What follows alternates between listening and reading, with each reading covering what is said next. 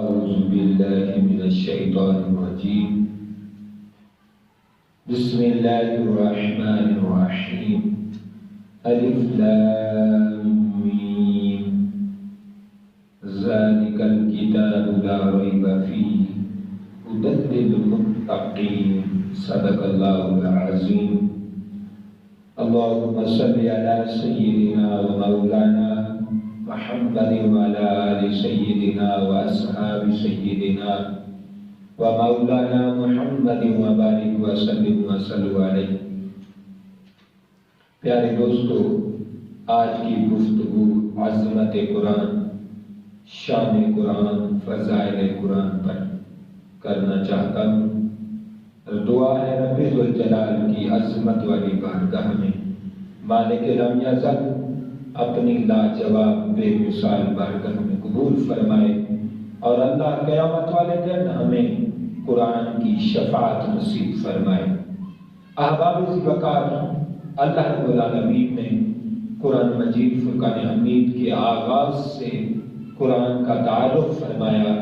اللہ نے فرمایا حروف مقطعات سے شروع فرما کر فرمایا ذالک الکتاب لا ریب فیہ، فرمایا یہ وہ عظمت والا قرآن ہے، یہ وہ برکت والا قرآن ہے، یہ وہ رحمت بھری کتاب ہے جو اس کی طرف توجہ کرتا ہے یہ ہدایت کے چشمے کھول دیتی ہے، یہ ہدایت کے چشمے کھول دیتی ہے، یہ ہدایت کے بارش برسا دیتی ہے، یہ ہدایت سے دل نور کر دیتی ہے، یہ ہدایت سے دل نور کر دیتی ہے۔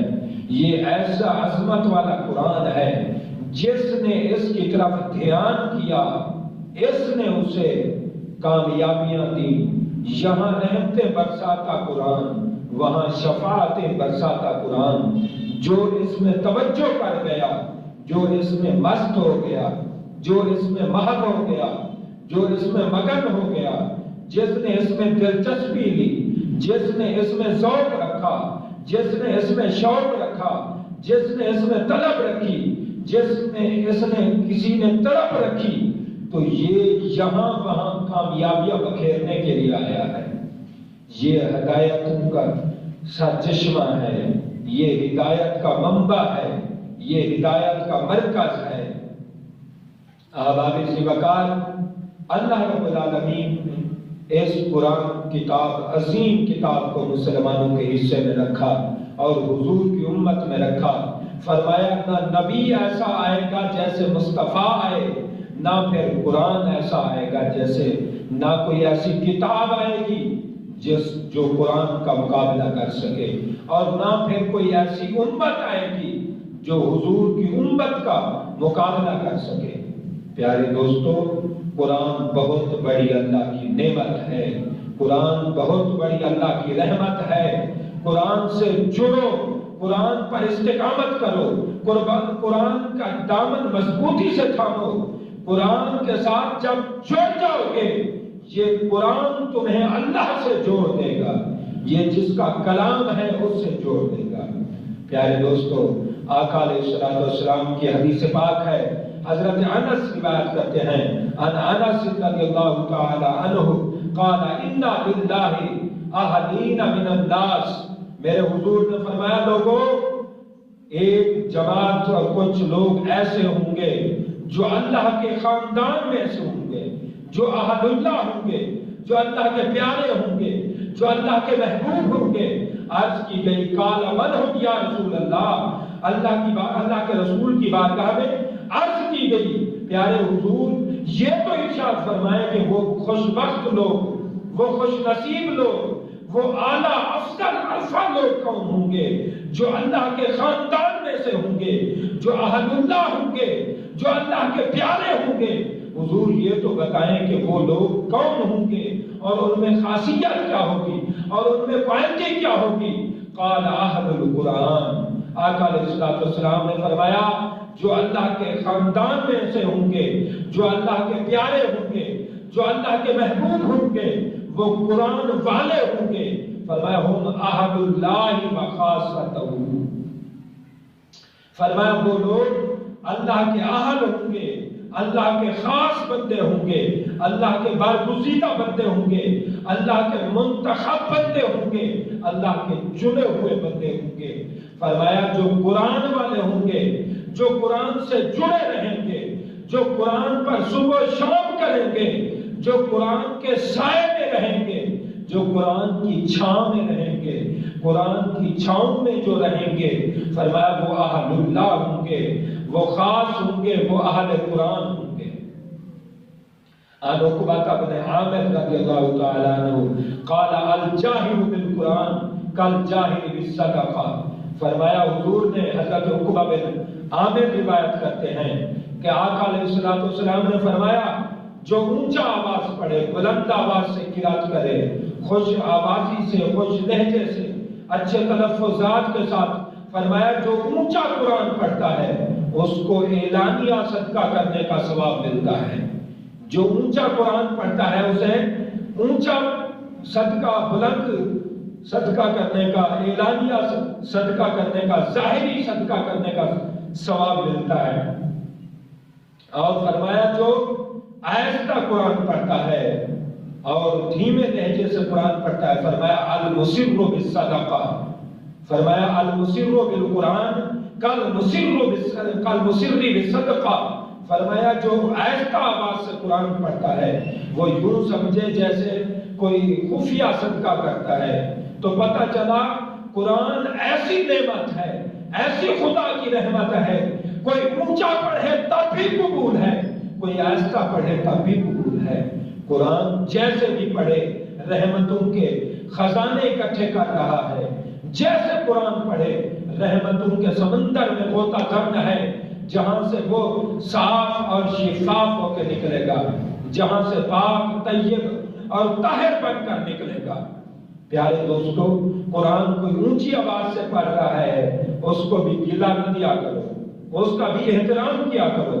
کوئی آہستہ پڑھ رہا ہے تب بھی احترام کیا کرو۔ قرآن رحمتوں والی کتاب ہے، کوئی جیسے پڑھے پڑھنے دو۔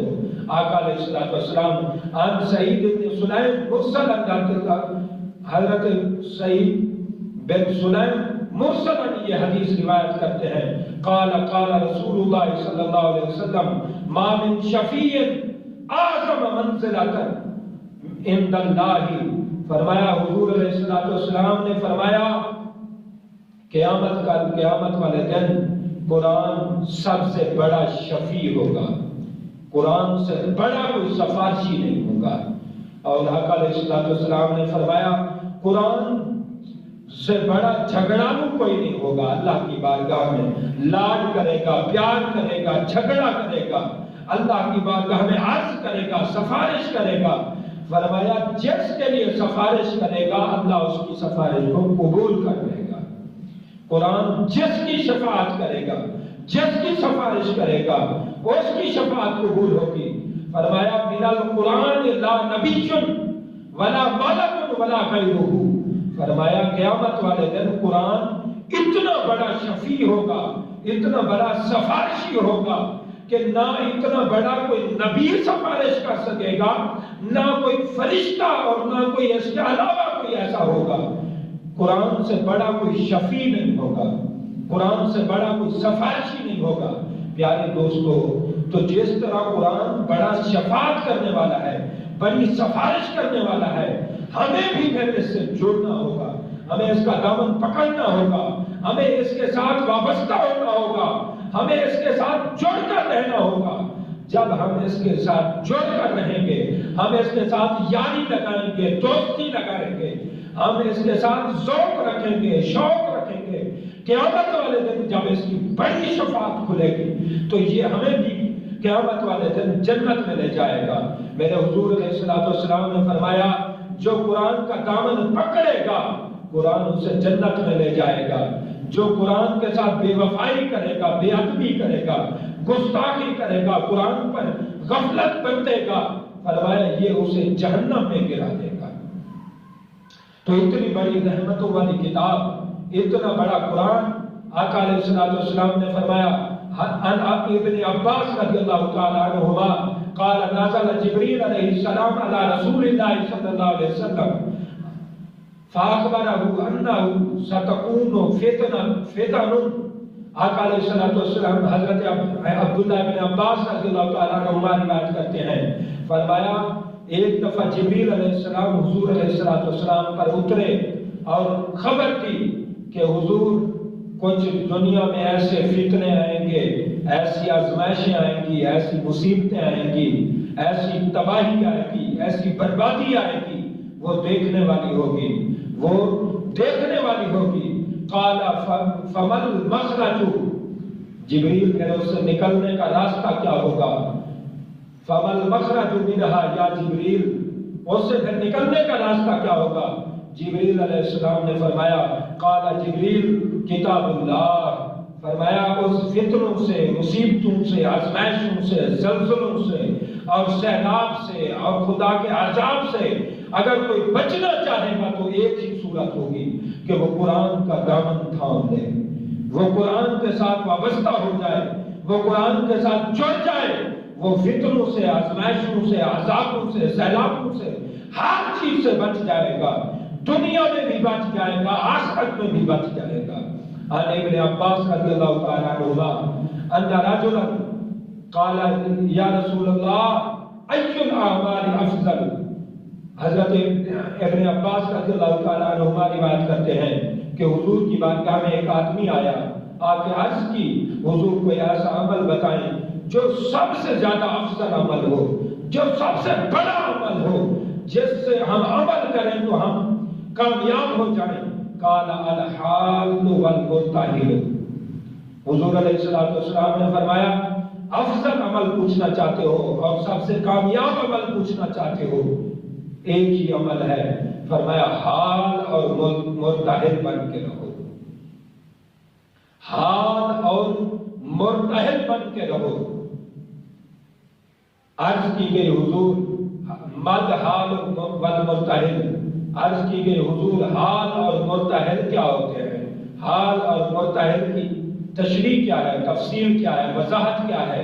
آقا علیہ السلام نے فرمایا حال اور مرتحل کی ایکسپلین یہ ہے، حال اور مرتحل کی تعریف یہ ہے، وضاحت یہ ہے، حال سے مراد قرآن کو شروع کرے، مرتحل سے مراد قرآن جب ختم ہو تو پھر شروع کر دے، یعنی قرآن جب 30 سپارے مکمل ہو جائیں، والناس پر پہنچے تو جیسے قرآن ختم ہو گیا، قرآن مکمل ہوا، یہ نہیں کہ وہ رک جائے، نہیں اسی وقت پھر الحمد سے شروع کر لے، یعنی ایک طرف اینڈ ہو تو ابتدا شروع کر لے، ابتدا سے اینڈ کی طرف جائے، اینڈ سے ابتدا کی طرف، یعنی ہر وقت قرآن میں لگا رہے، کبھی الحمد پڑھتا ہوا نظر آئے، کبھی والناس پڑھتا ہوا نظر آئے۔ تو فرمایا اس طرح کوئی قرآن پڑھے، اس عقیدت سے، اس وجد سے، اس کیف سے، اس محبت سے، اس چاہت سے، اس تسلسل سے، اس طرح اگر کوئی الحمد شروع کرے، والناس تک چلا جائے، کوئی چیز اسے روک نہ سکے، پھر والناس پر جا کر اسے کوئی چیز غفلت میں نہ ڈال سکے، وہ پھر الحمد سے شروع کر لے۔ آقا علیہ السلام نے فرمایا اس طرح اگر قرآن سے کوئی جڑا رہے تو اس سے اچھا کوئی عمل ہی نہیں ہے، اس سے کوئی افضل عمل نہیں ہے۔ ان بریدہ رضی اللہ تعالی عنہ قال رسول اللہ صلی اللہ علیہ وسلم من قرأ القرآن یتعقل به الناس، بڑی زبردست حدیث آئی ہے۔ آقا علیہ السلام نے فرمایا جس بندے نے قرآن پڑھا اس لیے پڑھا یتعقل به الناس کہ لوگوں سے مال کمائے گا، لوگوں کو کھائے گا، پیے گا، لوگوں سے بٹورے گا، لوگوں سے ویلے لے گا، خزانے لے گا۔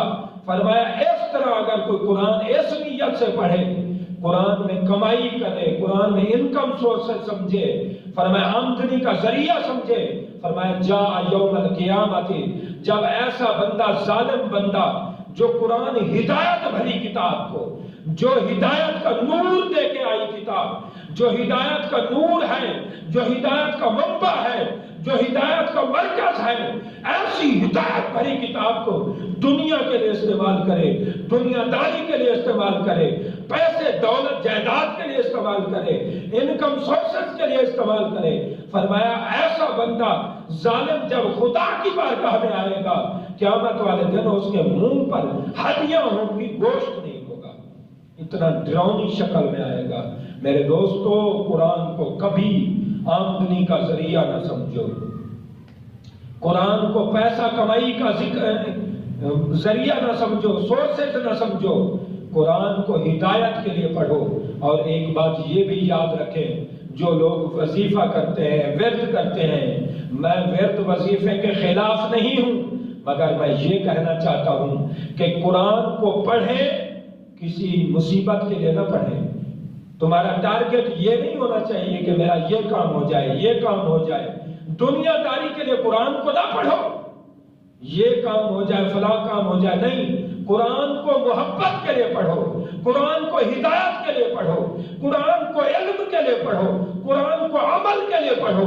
اور جو قرآن کی برکتیں ہیں، جو قرآن کی شفا ہے، جو قرآن کی رحمتیں ہیں، اس سے اگر تمہارے کام بھی سنور جائیں، تمہارے کام بھی بہتر ہو جائیں تو وہ علیحدہ بات ہے۔ قرآن میں شفا بھی ہے، قرآن رحمت والی کتاب ہے، لیکن اس سے بھی انکار نہیں۔ قرآن ہدی للمتقین، ہدی للناس، یہ کائنات کے لیے ہدایت کا باعث ہے، یہ متقین کے لیے ہدایت کا سرچشمہ ہے۔ قرآن کو ہدایت کے لیے پڑھو، اور اس سے جو ایکسٹرا فوائد مل رہے ہیں، ایکسٹرا بینیفٹس ہیں، اس سے انکاری نہیں۔ قرآن یہاں وہاں کی بہتری کے لیے آیا ہے، لیکن ٹارگٹ میں یہ نہ رکھو فلاں سورت پڑھو جی، فلاں آیت پڑھو، فلاں پڑھو، فلاں پڑھو تو یہ کام ہوگا، فلاں پڑھو تو یہ کام ہوگا، فلاں سورت تو ختم کے لیے ہے، فلاں سورت تو تعویذ کے لیے ہے۔ جو یہ سمجھتا ہے کہ فلاں آیت، فلاں سورت تعویذ کے لیے ہے، یا ختم کے لیے ہے، یا کسی چیز کے لیے ہے، دم کے لیے ہے، یا شفا کے لیے ہے، کامیابی کے لیے ہے، جو یہ سمجھتا ہے وہ کافر ہے۔ قرآن تو ہدایت کے لیے آیا ہے، قرآن پڑھتے رہو۔ خدا کی قسم، آقا علیہ السلام نے فرمایا، حضور نے فرمایا، جو قرآن پڑھتا رہے اور اس طرح دل جمی کے ساتھ پڑھتا رہے، قرآن کے ساتھ وابستہ ہو جائے اور ایسا قرآن سے جڑ جائے کہ اللہ سے کچھ نہ مانگ سکا۔ اللہ فرماتا ہے جو مجھ سے مانگنے والے ہیں میں ان سے ڈبل کر کے اسے دوں گا، اس لیے کہ میرے قرآن نے اسے روکے رکھا میری بارگاہ میں سوال کرنے سے، میری بارگاہ میں التجا کرنے سے، میری بارگاہ میں دعا کرنے سے۔ تو پیارے، قرآن کے ساتھ جڑ جاؤ، انشاءاللہ جو فوائد چاہتے ہو وہ بھی مل جائیں گے۔ قرآن سے بڑے فوائد ملتے ہیں، بڑی نجات ملتی ہے، کامیابی ملتی ہے، شفا ملتی ہے، ہر چیز ملتی ہے، مگر نظریہ قرآن کی محبت رکھو، نظریہ قرآن کی تلاوت رکھو، نظریہ قرآن کی سماعت رکھو۔ یہ رحمتوں والی کتاب ہے، یہ برکتوں والی کتاب ہے۔ تو جو احباب کہتے ہیں کہ ہم پڑھے ہوئے نہیں ہیں، خدا کی قسم یہ رحمت بھرا خزانہ ہے۔ ایک وظیفہ میں بتا دیتا ہوں۔ آقا علیہ السلام نے فرمایا، جو رک رک کے پڑھتا ہے، پڑھنا نہیں آتا لیکن پھر بھی کوشش کرتا ہے، فرمایا اسے دگنا ثواب ہوگا، ڈبل ثواب ملے گا، دوہرا اجر ملے گا۔ تو جس کو نہیں آتا وہ کوشش کرے، اور جس کو پھر بھی پڑھنا نہیں آتا وہ قرآن سنا کرے۔ میرے حضور نے فرمایا سننے کا ثواب پڑھنے سے بھی زیادہ ہے۔ آج دیکھیں کتنی رحمت بھرا قرآن ہے، رب نے بھی بڑے سورسز بنا دیے ہیں۔ آج کوئی بدبخت ہوگا جو قرآن سے دور رہے، وگرنہ یہ انٹرنیٹ سے بھی سن سکتے ہیں، کتنی تلاوتیں ہیں، آپ اس کو موبائل میں ریکارڈ کر سکتے ہیں، MP3 میں کر سکتے ہیں، اور کیسے کیسے آپ جو ہے نا قرآن کو سیو کر سکتے ہیں۔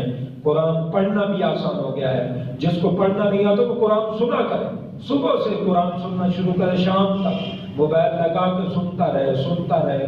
یہ رحمت والا خزانہ ہے، یہ سننا ڈبل ثواب رکھتا ہے۔ لہٰذا آج بدبخت ہوگا جو قرآن کے سمندر میں رہ کے، پاکستان میں رہ کے اور اسلامی ریاست میں رہ کے، قرآن کے ساتھ رہ کے، سمندر کے پاس رہ کے پیاسا رہے، یہ اس کی بدبختی ہوگی، یہ اس کے لیے بہت بڑی گمراہی ہوگی۔ اللہ نے رحمت بھری کتاب کو جتنی بڑی رحمت ہے اتنی رحمتیں اللہ نے مزید کر دی ہیں۔ اللہ کریم قرآن کے ساتھ ہمیں جوڑ کے رکھے، قرآن کے سائے میں ہمیں رکھے۔